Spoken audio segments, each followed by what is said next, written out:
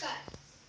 আজকে 160তম কবিগুরু রবীন্দ্রনাথ ঠাকুরের 160তম জন্মদিন উপলক্ষে ওনাকে শ্রদ্ধা জানিয়ে আমি একটি কবিতা পরিবেশন করছি।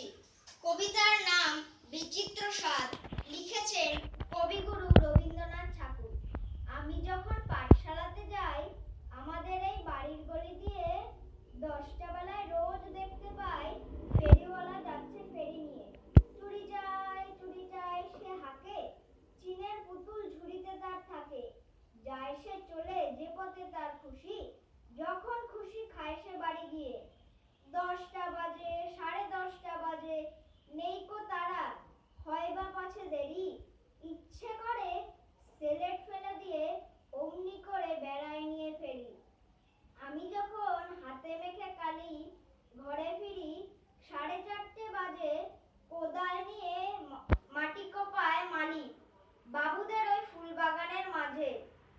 কেউ তো তারে মানা নাহি করে, কোদাল পাছে পড়ে পায়ের পরে, গায়ে মাথায় লাগছে কত ধুলো, কেউ তো এসে বকে না তার কাজে। মা তো তারে পরায় না সব জামা, ধুয়ে দিতে চায় না ধুলো বালি। ইচ্ছে করে আমি হতেন যদি বাবুদের ওই ফুল বাগানের মালি। একটু বেশি রাত না হতে হতে মা আমারে ঘুম পাড়াতে যায়। জানলা দিয়ে দেখিছে পথে পাগড়ি পরে পাহাড়ওয়ালা যায়। আধার গড়ি, লোক না বেশি চলে, গ্যাসের আলো মিটমিটিয়ে জ্বলে।